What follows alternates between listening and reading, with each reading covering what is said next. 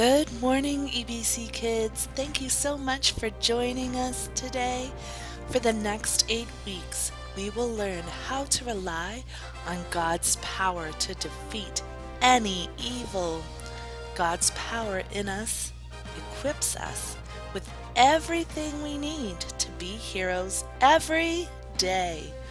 We will see and learn that when Jesus is the leader and hero of our lives, we will be victorious. So welcome to our new series called Heroes and Villains. Well, good morning, everyone. I'm so glad that you have joined us for another week of Heroes and Villains. And if it is your first time, welcome! Before we dive into our video today, I wanted to take a moment to capture what we have been learning about here on Heroes and Villains. We have been learning that God's power in us makes us strong. Do you guys remember last week there was a story of a man named Samson? We learned to rely on God's power to get through tough times. What do you think the baby in the basket story about Moses reminded us? God's power in us helps us have faith. That's right. We learned that we can trust God no matter what. Okay. Who remembers week 2? God's power in us helps us to take action. In this story, we learned to do the right thing and to do it right away. Do you guys remember that one? That was a couple of weeks ago. And the very first week, we were talking about who is the true God. And we were talking about how God's power in us makes us heroes. God's power, not our own, makes us heroes. Well, today, this story is about a lady named Rahab. Maybe you've heard of this, how she helps 2 spies. Today's thing we need to know is God's power in me helps me protect others. Let's go check out this Bible story together. You see, Rahab relied on God's power in her to protect others.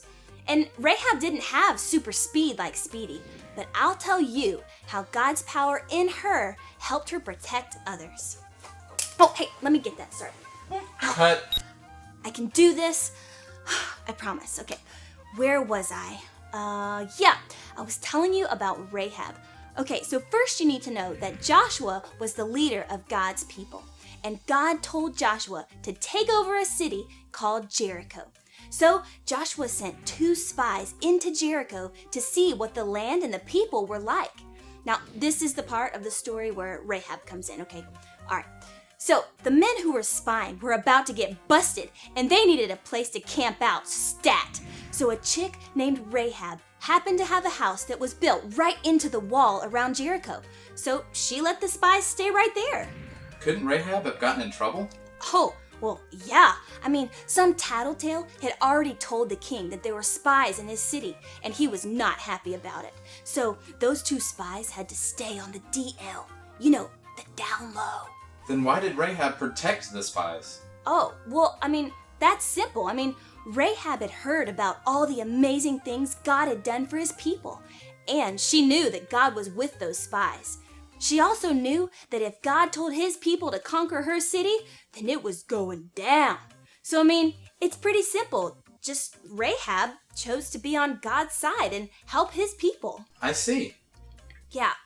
Okay, so where was I? Oh, the king was like, really mad that there were these spies in his city, and he heard they were at Rahab's house. Ruh-roh!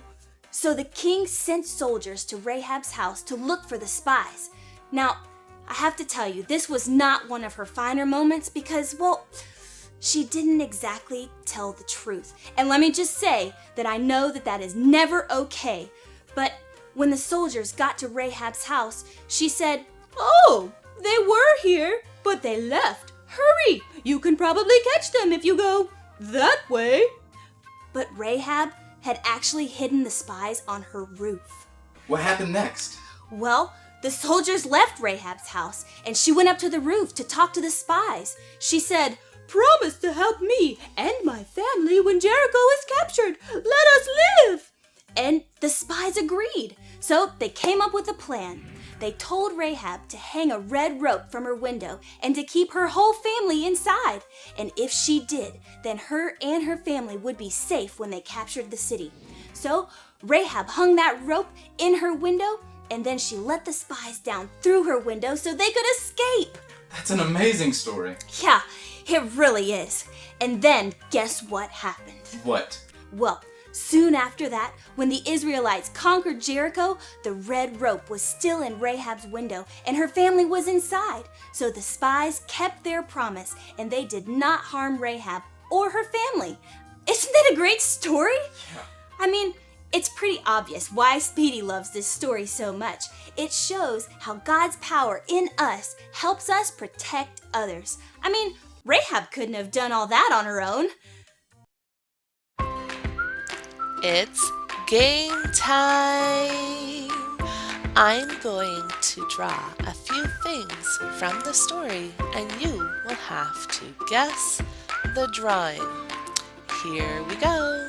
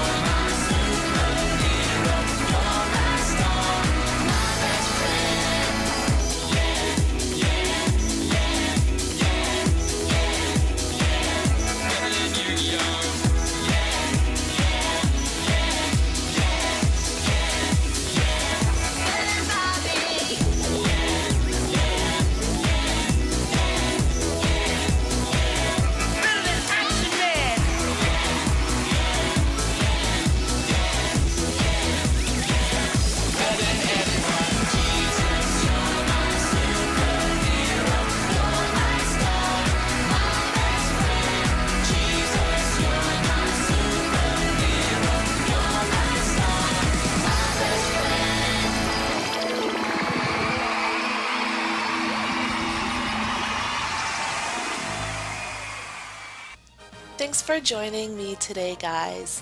I just want to encourage you that no matter what you're facing this week, whether it be school at home or school in your school building, God has got you and you can do this, guys.